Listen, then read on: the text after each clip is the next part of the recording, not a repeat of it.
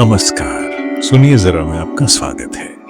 मेरा नाम है रोहित दुबे और मैं आपको सुनाने जा रहा हूँ जस्टिन गार्डर द्वारा लिखी सोफी का संसार का 7वां अध्याय।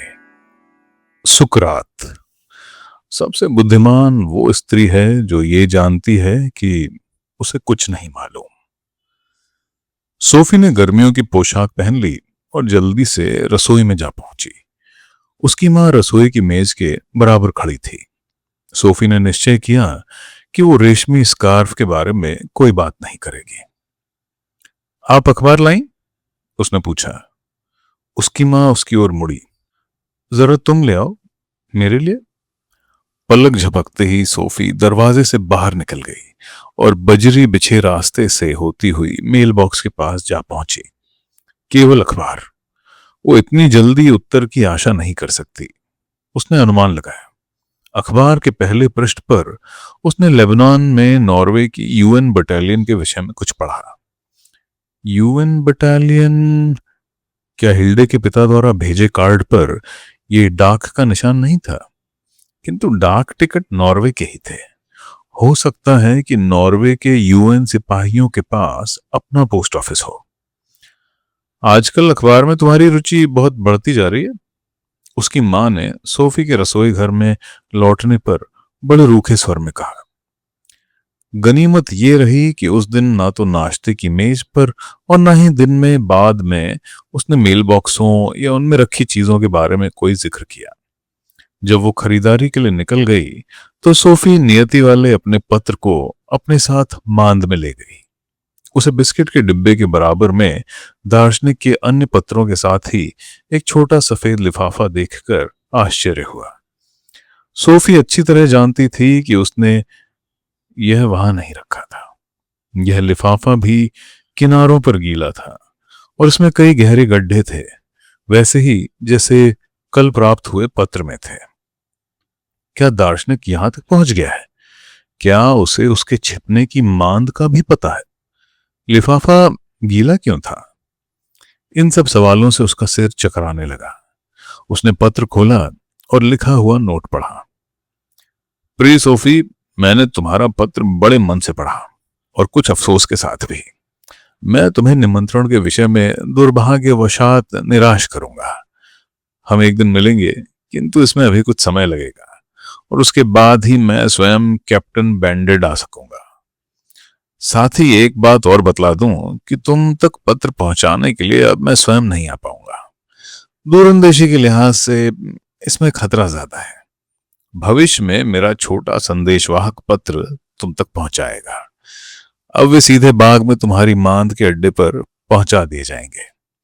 जब भी तुम जरूरत समझो मुझसे संपर्क कर सकती हो। जब भी तुम ऐसा करना चाहो तब एक गुलाबी लिफाफे के साथ कुकी या चीनी की एक डली रख देना। जब भी संदेशवाहक कुछ ऐसा पाएगा तो वो इसे लेकर सीधा मेरे पास आएगा। पुनश्च एक युवा महिला के कॉफी के निमंत्रण को ठुकराना अच्छा तो नहीं लगता, किंतु कभी कभी ये आवश्यक हो जाता है। पुनश्च यदि तुम्हें कहीं कोई लाल रेशमी स्कार्फ मिले तो उसका ध्यान रखना। कभी कभी व्यक्तिगत चीजें इधर उधर गड़ड़ मड़ड़ हो जाती हैं, खासतौर पर स्कूल या ऐसी ही जगहों पर, और ये दर्शन शास्त्र का स्कूल है। तुम्हारा एल्बर्टो नॉक्स। सोफी अब लगभग 15 वर्षों की हो गई है और अपनी इस छोटी आयु में उसने बहुत सारे पत्र प्राप्त किए हैं, कम से कम क्रिसमस के और जन्मदिन के। किंतु अब तक मिले पत्रों में ये पत्र सबसे अजीब था। इस पर कोई डाक मोहर नहीं थी। इसे मेल बॉक्स तक में नहीं डाला गया था। यह तो सीधे सीधे पुरानी बाढ़ से सोफी के प्रिय अड्डे पर पहुंचा दिया गया था और बसंत के सूखे मौसम में भी इसके किनारों का गीला होना इसे सबसे अजीबोगरीब बना रहा था। और सबसे विचित्र चीज तो रेशमी स्कार्फ था। निश्चय ही दार्शनिक का कोई और भी शिष्य होगा, यही बात है। और इस अन्य शिष्य का लाल रेशमी स्कार्फ खो गया होगा, किंतु वो इसे सोफी के बिस्तर के नीचे कैसे खो सकती है? और एल्बर्टो नॉक्स, ये कैसा नाम है? हाँ, एक बात तो पक्की पुष्ट हो गई थी। हिल्डे मॉलर नैग और दार्शनिक के बीच संबंध। किंतु ये कि हिल्डे का पिता स्वयं पतों के बारे में विभ्रमित में था, ये बिल्कुल समझ में नहीं आ रहा था।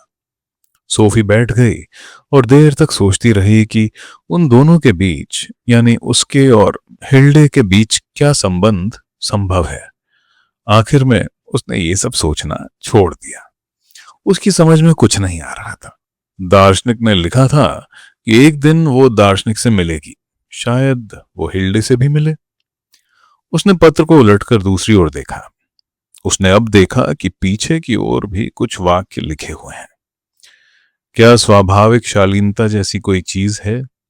सबसे बुद्धिमान वह स्त्री है जो यह जानती है कि उसे कुछ नहीं मालूम। सच्ची अंतर्दृष्टि अंदर से ही आती है। जिसे सही चीज मालूम है वह सही काम ही करेगा। सोफी अब तक जान गई थी कि सफेद लिफाफे में आने वाले ये छोटे वाक्य अगले बड़े लिफाफे की तैयारी के लिए है, जो इसके बाद शीघ्र ही आने वाला था। अचानक एक विचार उसके दिमाग में आया। यदि संदेशवाहक उसके अड्डे पर ब्राउन लिफाफा देने आता है तो सोफी वहां बैठकर उसकी प्रतीक्षा कर सकती है। या क्या यह एक लड़की थी? जो भी हो, लड़की या लड़का, वह निश्चित रूप से उसकी ताक में रहेगी और उससे दार्शनिक के विषय में और जानकारी लेकर ही मानेगी। पत्र कहता था कि संदेशवाहक छोटा सा है। क्या ये बच्चा हो सकता है? क्या स्वाभाविक शालीनता जैसी कोई चीज है? सोफी जानती थी कि शालीनता एक पुराने फैशन का शब्द है लज्जा के लिए, उदाहरण के लिए नंगे होने के विषय में। किंतु क्या इस बारे में सख्ते में आ जाना वास्तव में स्वाभाविक था? यदि कोई चीज स्वाभाविक है तो उसका मानना था कि वो सभी के लिए एक जैसी ही होगी। दुनिया के कई भागों में नंगा रहना या होना पूरी तरह स्वाभाविक माना जाता है। इसका मतलब यह हुआ कि समाज निर्धारित करता है कि आप क्या कर सकते हैं और क्या नहीं कर सकते। जब दादी माँ जवान थीं तब आप शरीर के ऊपरी भाग से कपड़े उतारकर, यानी टॉपलेस होकर, धूप सेवन नहीं कर सकते थे। किंतु आज इसे अधिकांश लोग स्वाभाविक मानते हैं। हालांकि बहुत सारे देशों में इस पर अभी भी सख्त पाबंदियां हैं। क्या यही दर्शन शास्त्र था? सोफी अनुमान लगा रही थी। अगला वाक्य था, सबसे बुद्धिमान वो है जो जानती है कि उसे कुछ नहीं मालूम। किससे अधिक बुद्धिमान? यदि दार्शनिक का मतलब ऐसी स्त्री थी जो ये महसूस करती थी कि दुनिया में उसे कुछ नहीं मालूम, तो वो उससे अधिक बुद्धिमान थी जो कुछ थोड़ा बहुत जानती थी, किंतु फिर भी यह सोचती थी कि उसे तो बहुत कुछ आता है। ठीक है, इससे सहमत होने में तो कोई कठिनाई नहीं थी। सोफी ने इस बात पर पहले कभी विचार नहीं किया था, किंतु उसने जितना भी अधिक सोचा उतना ही यह बात उसे साफ दिखने लगी कि अपने अज्ञान का ज्ञान भी ज्ञान है। सबसे अधिक मूर्खतापूर्ण तो उसे ये लगा कि ऐसे लोग हैं जो अपने आप को कुछ चीजों के बारे में सर्वज्ञ होने का झूठा विश्वास लेकर काम करते हैं, जबकि वे उनके बारे में कुछ नहीं जानते। अगला वाक्य सच्ची अंतर्दृष्टि के विषय में था जो अंदर से आती है। किंतु क्या लोगों के मस्तिष्क में सारा ज्ञान बाहर से नहीं आता? दूसरी ओर सोफी को वे स्थितियां याद आ रही थीं जब उसकी माँ या स्कूल में अध्यापक उसे कुछ ऐसा पढ़ाने की कोशिश कर रहे थे जिसे उसका दिमाग ग्रहण करने को तैयार नहीं था। और जब भी उसने कुछ सीखा, ऐसा तभी हुआ जब उसने सीखने के लिए कुछ योगदान स्वयं किया था। यदा कदा ऐसा भी हुआ है कि कोई विषय जिसके बारे में वो बिल्कुल कोरी थी, अचानक समझ में आ गया। शायद यही वह योग्यता या कुशलता थी जिसे लोग अंतर्दृष्टि कहते थे। चलो, यहां तक तो ठीक है। सोफी सोच रही थी कि पहले 3 प्रश्नों पर तो उसने ठीक ही कहा या किया है, किंतु अगला कथन इतना अजीब था कि वो मुस्कुराए बिना न रह सकी। जिसे सही चीज मालूम है वो सही काम ही करेगा। क्या इसका मतलब यह था कि जब एक बैंक का लुटेरा बैंक को लूटता है तो ऐसा इसलिए होता है कि वो इससे बेहतर और कुछ नहीं जानता? सोफी ऐसा नहीं सोचती थी।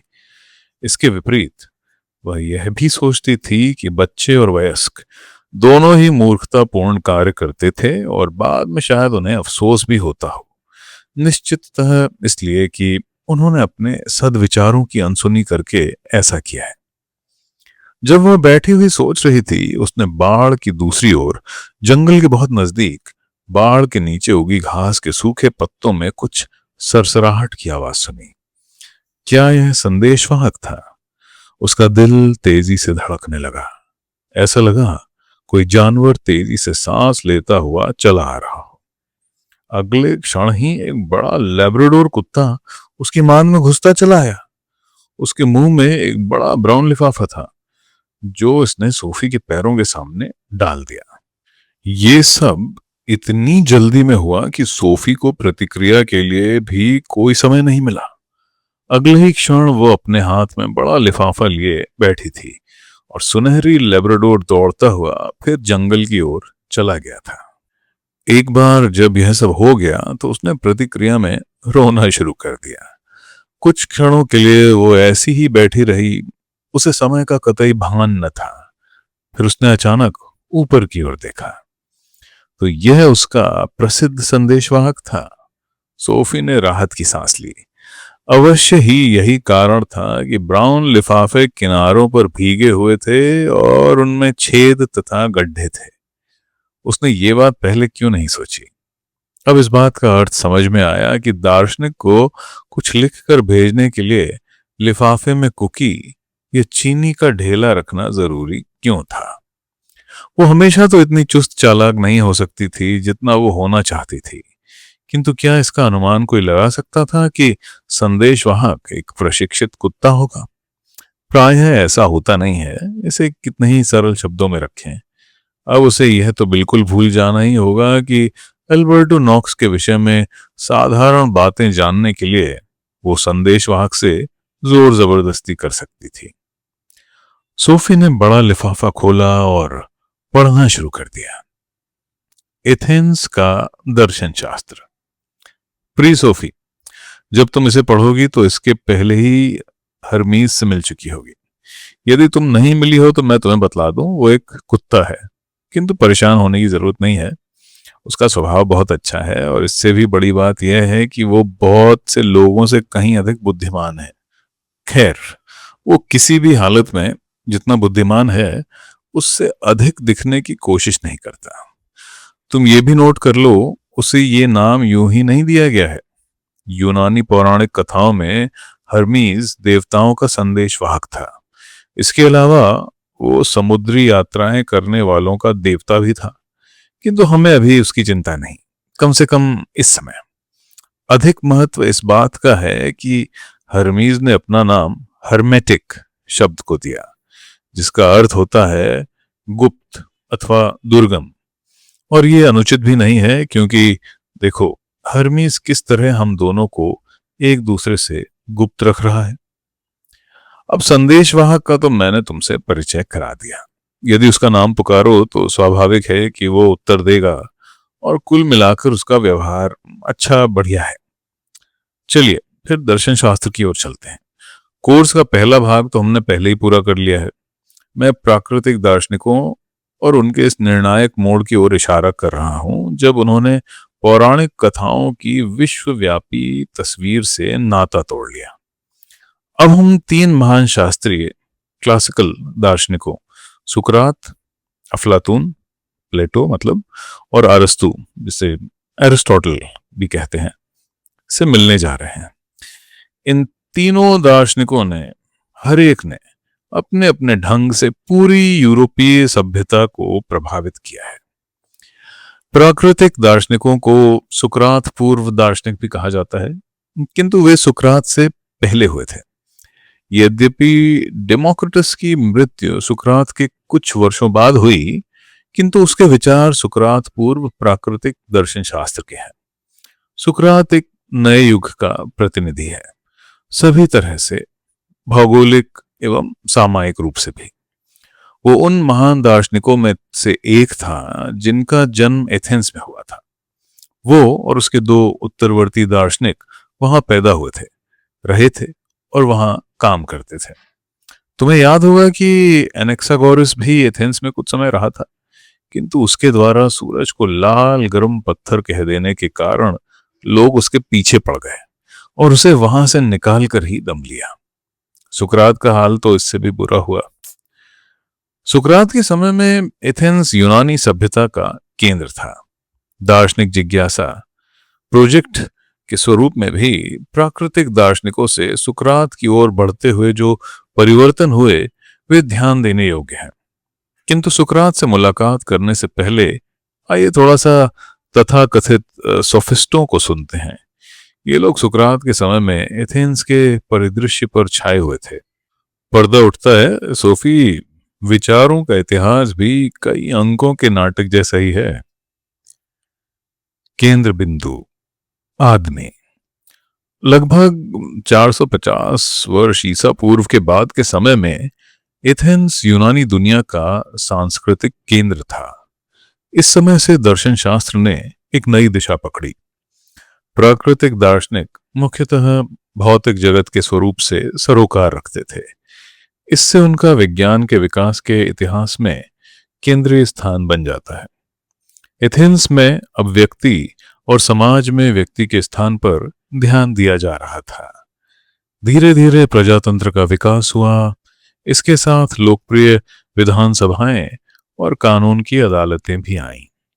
प्रजातंत्र काम कर सके इसके लिए एथेंस के नागरिकों को शिक्षित किया जाना था ताकि वे प्रजातंत्रीय प्रक्रिया में भाग ले सकें। हमने स्वयं अपने समय में देखा है कि किसी युवा प्रजातंत्र को किस प्रकार व्यापक प्रबोधन की आवश्यकता है। एथेंस वासियों के लिए प्रथम एवं सर्वाधिक आवश्यक वक्तृत्व कला थी, जिसका अर्थ हुआ अपनी बात विश्वसनीय यानी युक्ति युक्त तरीके से कहना। यूनानी उपनिवेशों से घुमंतु अध्यापकों और दार्शनिकों का एक समूह एथेंस पहुंचा। वे अपने आप को सोफिस्टस कहते थे। सोफिस्ट का अर्थ एक बुद्धिमान और जानकार व्यक्ति होता है। एथेंस में लोगों से शिक्षा के बदले पैसा लेकर सोफिस्ट्स अपनी आजीविका चलाते थे। सोफिस्ट का एक चारित्रिक लक्षण प्राकृतिक दार्शनिकों के समान था। वे परंपरागत पौराणिक गाथाओं के बड़े आलोचक थे, किंतु उसके साथ ही सोफिस्ट बेकार दार्शनिक चिंतन को भी अस्वीकार करते थे। उनकी राय थी कि दार्शनिक प्रश्नों के उत्तर यद्यपि हो सकते हैं, फिर भी मनुष्य के लिए प्रकृति और ब्रह्मांड की पहेलियों के विषय में सत्य जान पाना संभव नहीं है। दर्शन शास्त्र में इस प्रकार के मत को संशयवाद कहा जाता है। भले ही हम प्रकृति की सारी पहेलियों के उत्तर ना जानते हों, फिर भी हमें मालूम है कि लोगों को एक साथ रहना सीखना है। सोफिस्ट्स ने फैसला किया कि वे समाज में मनुष्य की स्थिति तथा स्थान पर निरंतर निगाह बनाए रखेंगे। सोफिस्ट प्रोटागोरस 485 से 410 ईसा पूर्व ने कहा, सभी चीजों का मानदंड अथवा पैमाना मनुष्य है। इस वक्तव्य से उसका अभिप्राय था, कोई चीज सही है या गलत, अच्छी है या बुरी, यह प्रश्न हमेशा ही आदमी की जरूरतों के संदर्भ में विचारा जाना चाहिए। जब उससे यह पूछा गया कि क्या वह यूनानी देवताओं में विश्वास रखता है, उसने कहा, प्रश्न जटिल है और जीवन छोटा है। ऐसे आदमी को जो दो टूक ये नहीं बतला सकता कि ईश्वर या देवताओं का अस्तित्व है कि नहीं, एग्नोस्टिक या अज्ञेयतावादी कहा जाता है। सोफिस्ट्स वे लोग थे जिन्होंने सामान्यतः व्यापक यात्राएं की थीं और विभिन्न प्रकार की सरकारें देखी थीं। नगर राज्यों में परंपराएं और स्थानीय कानून दोनों ही बहुत भिन्न हो सकते हैं। इस आधार पर सोफिस्ट विचारकों ने यह प्रश्न उठाया कि प्राकृतिक क्या है और समाज जनित क्या है। ऐसा करके उन्होंने एथेंस के नगर राज्य में सामाजिक आलोचना का रास्ता तैयार कर दिया। उदाहरण के लिए वे यह बता सकते थे कि स्वाभाविक शालीनता जैसी अभिव्यक्ति सदैव रक्षणीय नहीं होती, क्योंकि यदि शालीन होना स्वाभाविक है तो इसका अर्थ हुआ कि आप इसे लेकर जन्मे हैं या यह कोई सहज गुण है। किंतु सोफी, क्या यह वास्तव में अंतःजात है या यह समाज जनित है? इसका उत्तर किसी ऐसे आदमी के लिए जो दुनिया भर में घूमा है बड़ा सरल होना चाहिए। आप जब स्वयं को नंगा दिखाते हुए डरते हैं तो यह स्वाभाविक या अंतःजात नहीं होता। शालीनता या इसका अभाव प्रथम और मुख्यतः सामाजिक परिपाटी का मामला है। जैसे तुम स्वयं कल्पना कर सकती हो, घुमक्कड़ सोफिस्टों ने एथेंस में यह बतलाकर एक कड़वाहटपूर्ण बहस पैदा कर दी कि सही क्या है या गलत क्या है। इसके बिना शर्त के या पूरी तरह के कोई अबाध प्रतिमान नहीं है। सोफिस के विपरीत सुकरात ने यह दिखलाने की चेष्टा की कि इस तरह के कुछ प्रतिमान वास्तव में हैं, संपूर्ण हैं और वे विश्वव्यापी स्तर पर वैध हैं। सुकरात कौन था? दर्शन शास्त्र के संपूर्ण इतिहास में संभवतः सुकरात 470 से 399 ईसा पूर्व का व्यक्तित्व सबसे बड़ी पहेली है। उसने कभी एक पंक्ति भी नहीं लिखी, फिर भी वो उन दार्शनिकों में से एक है जिन्होंने यूरोपीय विचार परंपरा पर सबसे गहरा प्रभाव छोड़ा है। इसमें उसकी मृत्यु के नाटकीय ढंग का भी कम योगदान नहीं है। हमें मालूम है कि उसका जन्म एथेंस में हुआ था और यह भी कि उसने अपना अधिकांश जीवन शहर में चौराहों पर और बाजारों में मिलने वाले लोगों से बात करने में बिताया। उसके कथनानुसार गांवों के पेड़ उसे कुछ नहीं सिखा सकते थे। वो लंबे समय तक निरंतर अपने विचारों में खोया हुआ खड़ा रह सकता था। एक बात हम बिल्कुल निश्चय पूर्वक जानते हैं कि वो अत्यधिक बदशक्ल था। उसका पेट निकला रहता था, उसकी आंखें भी बाहर को आती लगती थीं और उसकी नाक चपटी थी। किंतु कहा जाता है कि अंदर से वो पूरी तरह आनंदमय था। उसके विषय में कहा जाता था कि आप उसे वर्तमान में ढूंढ सकते हैं, आप उसे अतीत में ढूंढ सकते हैं, किंतु आप उस जैसा दूसरा नहीं पा सकते। फिर भी उसके दार्शनिक क्रियाकलापों यानी विमर्श वार्ताओं के लिए उसे मृत्यु दंड दिया गया। सुकरात के जीवन की जानकारी हमें अफलातून के लेखों से मिलती है, जो उसके शिष्यों में से एक था और जो स्वयं चिरंतन महान दार्शनिकों में से एक बन गया। अफलातून ने कई डायलॉग, संवाद अथवा दर्शन शास्त्र पर नाटकीय चर्चाएं लिखी, जिनमें वो सुकरात को अपने मुख्य पात्र और प्रवक्ता की तरह प्रस्तुत करता है। चूंकि अफलातून अपना दर्शन सुकरात के मुंह से कहलाता है, इसलिए निश्चय पूर्वक हम नहीं कह सकते कि इन संवादों, डायलॉग्स में प्रयोग किए शब्द कभी वास्तव में सुकरात ने बोले थे। इसलिए यह काम आसान नहीं है कि सुकरात की शिक्षाओं और अफलातून के दर्शन को अलग अलग करके देखा या पहचाना जा सके। बिल्कुल यही समस्या कई उन ऐतिहासिक व्यक्तियों के साथ भी आती है जिन्होंने अपना लिखा हुआ वर्णन हमारे लिए नहीं छोड़ा। एक सुंदर उदाहरण निश्चय ही यीशु का है। हम यह बात निश्चय पूर्वक नहीं कह सकते हैं कि मैथ्यू या ल्यूक ने जो शब्द यीशु के मुंह में रखे हैं वे वास्तव में ऐतिहासिक यीशु ने बोले थे। इसी प्रकार ऐतिहासिक सुकरात ने जो भी कहा हो वो हमेशा ही रहस्य के पीछे छिपा रहेगा। किंतु सुकरात वास्तव में कौन था, यह अपेक्षाकृत महत्वहीन है। अफलातून द्वारा सुकरात की जो तस्वीर पेश की गई है, उसने पाश्चात्य जगत के विचारकों को पिछले 2500 वर्षों से प्रेरणा दी है। विमर्श एवं बहस की कला। सुकरात की कला का सार इसमें है कि वो लोगों को शिक्षा देता नहीं दिखता। इसके विपरीत वह यह प्रभाव छोड़ता है कि जिन लोगों से वह बात करता था वह उनसे कुछ सीखने की इच्छा रखता है। एक पारंपरिक स्कूल मास्टर की तरह भाषण देने के बजाय वह चर्चा करता था, विचारों का आदान प्रदान करता था। यह बात भी स्पष्ट है कि यदि वह स्वयं को दूसरों की बात सुनने तक सीमित रखता तो वह इतना ख्यात दार्शनिक नहीं हो सकता था और ना ही उसे मृत्यु दंड दिया जाता। किंतु वह केवल प्रश्न पूछता था, खासतौर से बातचीत शुरू करने के लिए। ऐसे मानो वह कुछ नहीं जानता।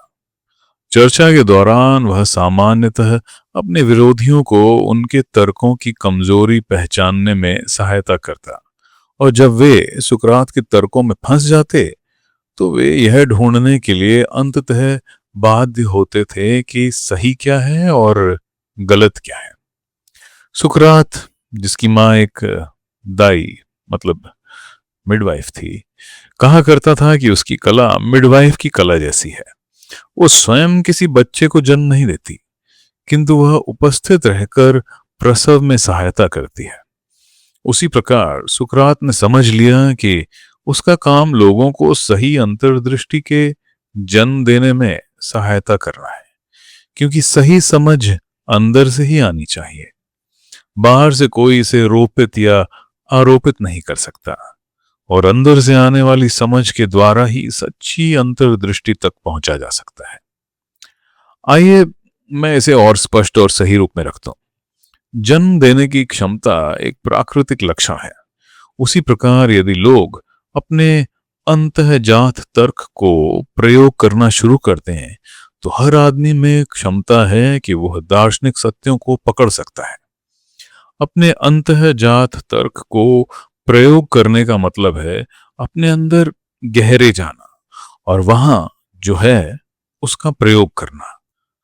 अज्ञानी होने का अभिनय करके सुकरात लोगों पर अपने कॉमन सेंस, सामान्य बुद्धि प्रयोग करने के लिए जोर डालता था।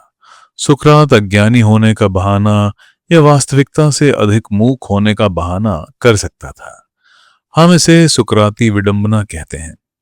इसी की सहायता से वो निरंतर लोगों की सोच की दुर्बलताओं को उजागर कर देता था।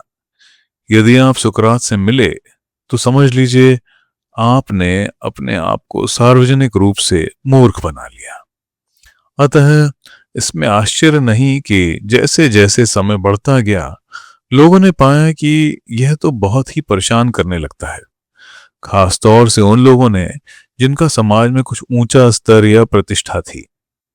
एथेंस एक धीमा चलने वाला घोड़ा है, उसने यह कहने की जुर्रत की, और मैं वो लाल ततैया हूं जो डंक मारकर उसे दौड़ा देता है। हम लाल ततैयों से क्या करते हैं सूफी? एक दिव्य स्वर। सुकरात अपने समय के लोगों को इसलिए डंक नहीं मारता था कि वो उन्हें यंत्रणा देना चाहता है। उसके अंदर कुछ ऐसी परेशानी थी जिसने उसके लिए कोई अन्य विकल्प छोड़ा ही नहीं था। वो हमेशा कहा करता था कि उसके अंदर एक दिव्य स्वर है। उदाहरण के लिए सुकरात इस बात पर घोर विरोध प्रकट करता था कि लोगों को मृत्युदंड देने में उसकी कोई भूमिका है। इसके अतिरिक्त उसने अपने राजनीतिक शत्रुओं के विषय में भी कोई सूचना देने से इनकार कर दिया, और अंत में अपना जीवन देकर उसे इसकी कीमत चुकानी पड़ी। वर्ष 399 ईसा पूर्व में उस पर नए देवता सामने रखने और युवाओं को भ्रष्ट करने का आरोप लगाया गया। साथ ही यह आरोप भी था कि स्वीकृत देवताओं में उसका अविश्वास है। 500 व्यक्तियों की जूरी के हल्के से बहुमत ने उसे दोषी पाया। यदि वो चाहता तो नरमाई के लिए अपील कर सकता था। कम से कम यह तो हो ही सकता था कि एथेंस छोड़ने के लिए राजी होकर वो अपना जीवन बचा लेता। किंतु यदि उसने ऐसा किया होता तो वो सुकरात न होता। उसके लिए अपनी आत्मा और सत्य का मूल्य अपने जीवन से ऊंचा था। उसने जूरी को भरोसा दिलाया कि उसने अपने कार्यों द्वारा राज्य के श्रेष्ठ हितों की रक्षा की है। इसके बावजूद उसे विषपान का दंड दिया गया। उसके कुछ ही समय बाद उसने अपने मित्रों की उपस्थिति में विषपान किया और मर गया। क्यों सोफी? सुकरात को क्यों मरना पड़ा?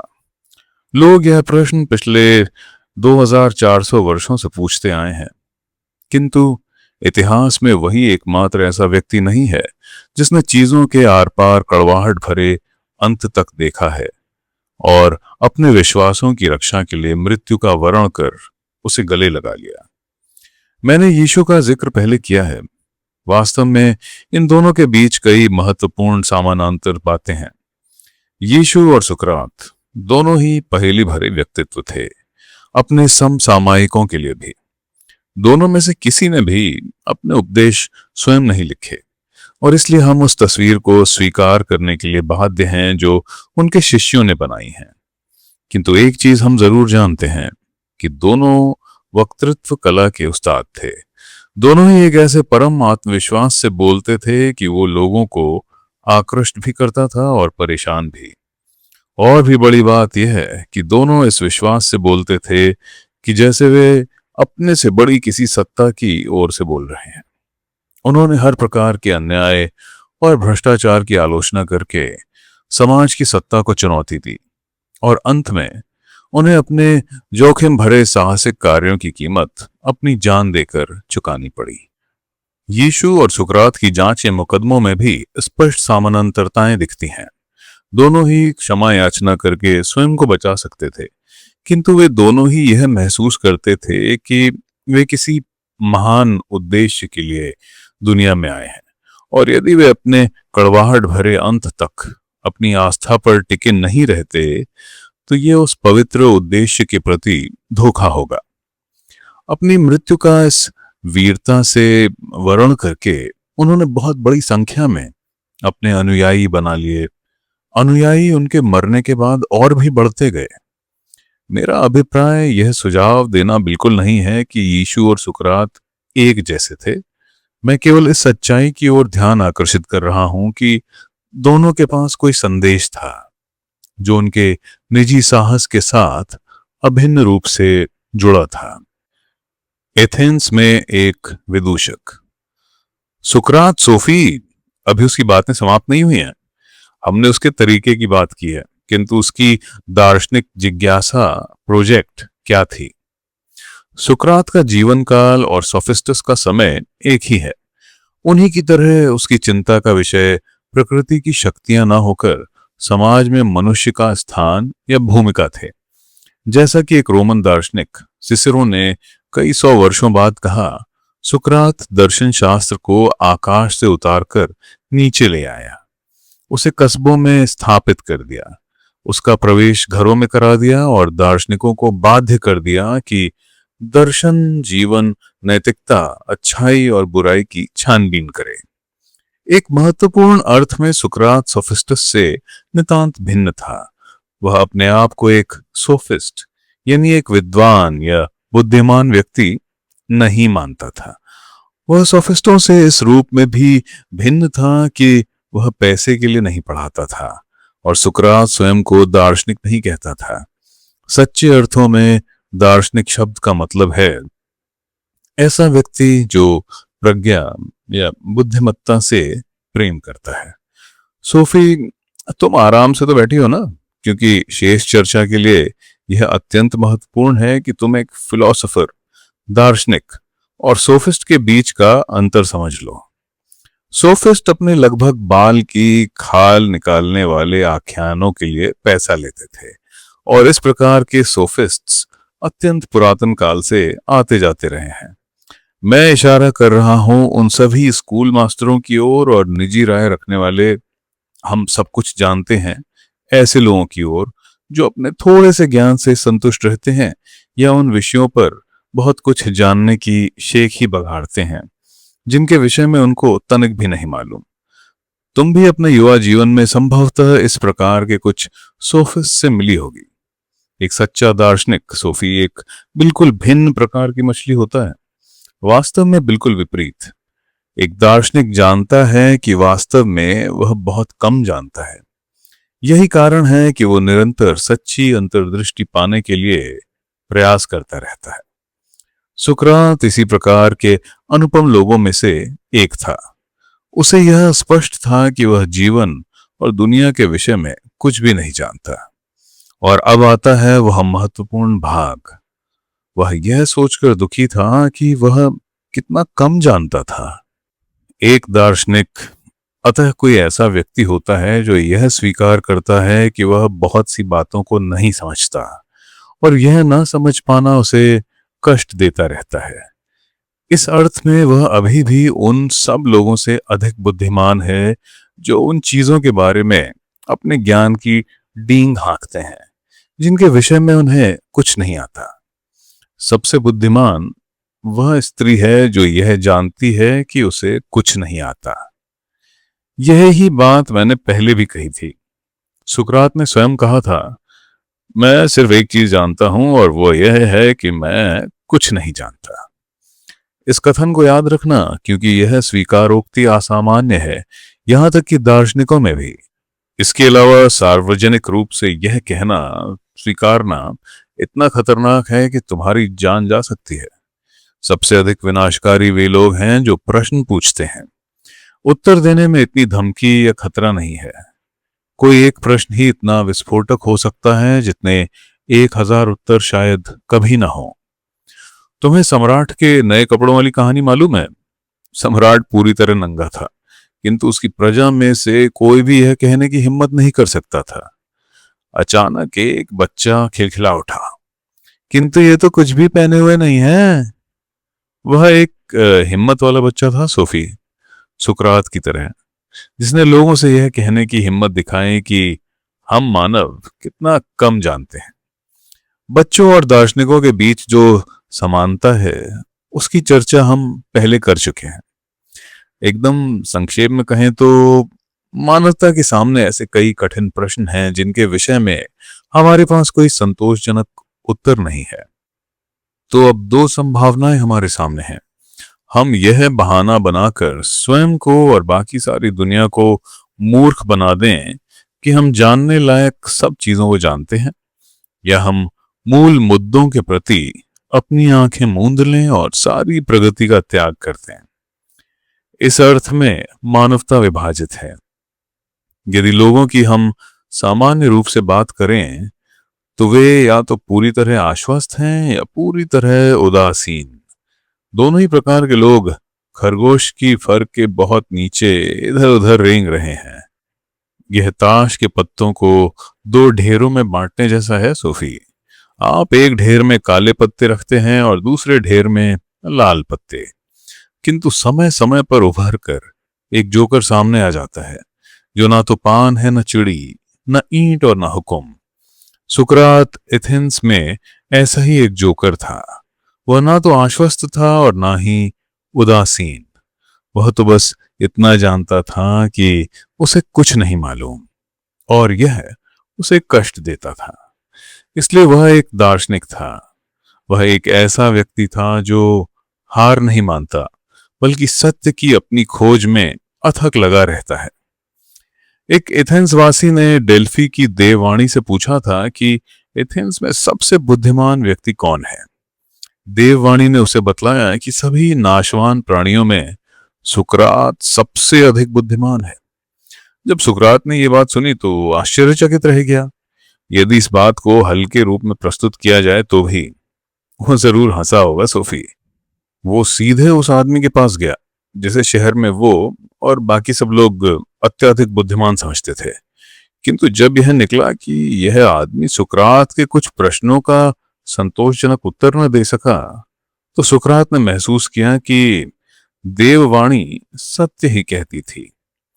सुकरात महसूस करता था कि हमारे ज्ञान की एक ठोस नींव होनी चाहिए। उसका विश्वास था कि ऐसी नींव मनुष्य के तर्क में समाहित है।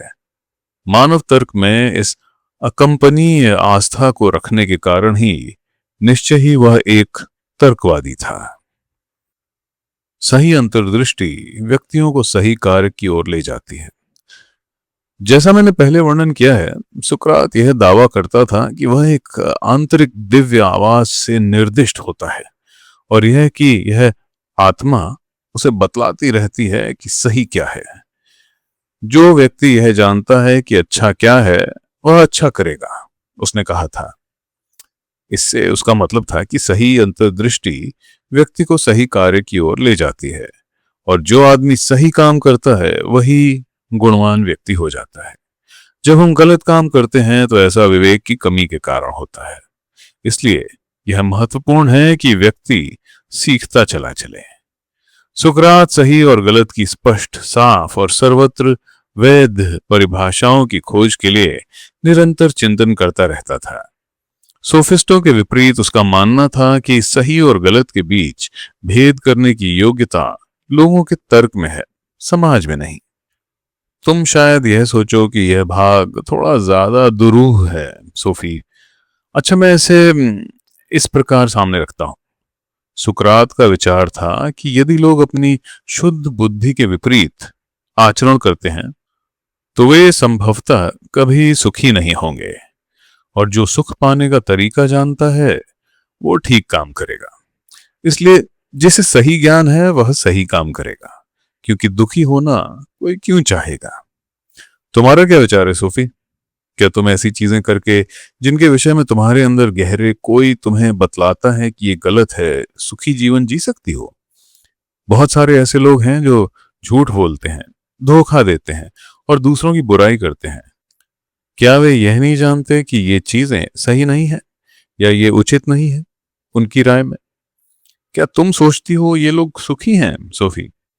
सुकरात ऐसे लोगों को सुखी नहीं मानता था।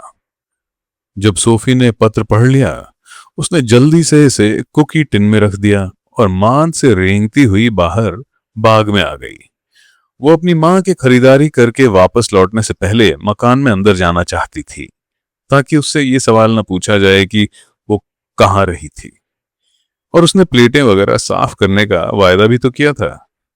उसने बस सिंक को पानी से भरा ही था कि उसकी मां खरीदारी के 2 बड़े थैलों को घसीटती हुई लड़खड़ाती सी घर लौटी। शायद इसी कारण उसकी मां ने कहा, इन दिनों तुम किस चीज में खोई रहती हो सोफी? सोफी नहीं समझ पाई कि मां ऐसे क्यों कह रही है। बस यूं ही उसके मुंह से निकला, सुकरात भी ऐसे ही खोया रहता था। सुकरात? उसकी मां ने उसकी तरफ आंखें फाड़ कर देखा। कितने दुख की बात है कि परिणाम स्वरूप उसे मरना पड़ा। विचार मग्न सोफी सोचती हुई बोलती चली गई, हे भगवान सोफी, मेरी तो समझ में नहीं आ रहा, क्या करूं? सुकरात की समझ में भी नहीं आता था। उसे तो बस इतना मालूम था कि उसे कुछ नहीं आता, और फिर भी वो एथेंस में सबसे बुद्धिमान था। उसकी मां अब अवाक थी। अंत में उसने कहा, क्या ये सब तुमने स्कूल में सीखा है? सोफी ने जोर से सिर हिलाकर मना कर दिया। हम वहां कुछ भी नहीं सीखते। स्कूल अध्यापक और दार्शनिकों के बीच अंतर ये है कि स्कूल अध्यापक सोचते हैं कि उनके पास बहुत सारा ज्ञान है और उसी को हमारे गले में ठूंसते रहते हैं। दार्शनिक अपने शिष्यों के साथ मिलकर सत्य को ढूंढने की कोशिश करते हैं। अच्छा, अब हम फिर सफेद खरगोशों पर वापस पहुंच गए। तुम कुछ जानती हो? मैं ये जानना चाहती हूं कि तुम्हारा लड़का मित्र वास्तव में कौन है। नहीं तो मैं ये सोचने लगूंगी कि वो थोड़ा परेशान है। सोफी ने प्लेटों की तरफ अपनी कमर घुमाई और डिश साफ करने के स्पंज से मां की तरफ इशारा किया। वो परेशान नहीं है, किंतु वो दूसरों को परेशान करना पसंद करता है ताकि उन्हें ढर्रे से बाहर निकाल सके। ठीक है, बहुत हो गया। मेरा ख्याल है कि वो कुछ ज्यादा ही गुस्ताख लगता है। सोफी फिर प्लेटों की ओर मुड़ गई। वो ना तो गुस्ताख है और ना ही पिछलग्गू, सोफी ने कहा, किंतु वो सच्ची बुद्धिमत्ता तक पहुंचना चाहता है, और यही अंतर ताश की गड्डी के दूसरे पत्तों और वास्तविक जोकर के बीच है। क्या तुमने जोकर कहा? सोफी ने स्वीकृति में सिर हिलाया। क्या तुमने कभी इस तथ्य के बारे में सोचा है कि ताश की गड्डी में बहुत सारे पान और ईंटें होती हैं और बहुत सारे हुक्म और चिड़ी होते हैं, किंतु जोकर केवल एक होता है? हाय प्रभु, तुम कैसा उल्टा जवाब दे रही हो सोफी? और तुम पूछती कैसे हो? उसकी मां ने परचून का सब सामान अलग लगा दिया था। अब उसने अखबार उठाया और बैठने के कमरे में चली गई। सोफी को लगा कि आज मां ने दरवाजा कुछ ज्यादा ही जोर से बंद किया है। सोफी ने प्लेटें साफ कर दी और ऊपर अपने कमरे में चली गई। उसने लाल रेशमी स्कार्फ लेगो ब्लॉक्स के साथ अलमारी के ऊपर रख दिया था। उसने इसे नीचे उतारा और ध्यान से देखा। हिल्डे। तो मित्रों, ये था सोफी का संसार का 7वां अध्याय। लाइक, सब्सक्राइब और शेयर करना मत भूलिएगा। अगला अध्याय हम जल्दी लाएंगे। धन्यवाद।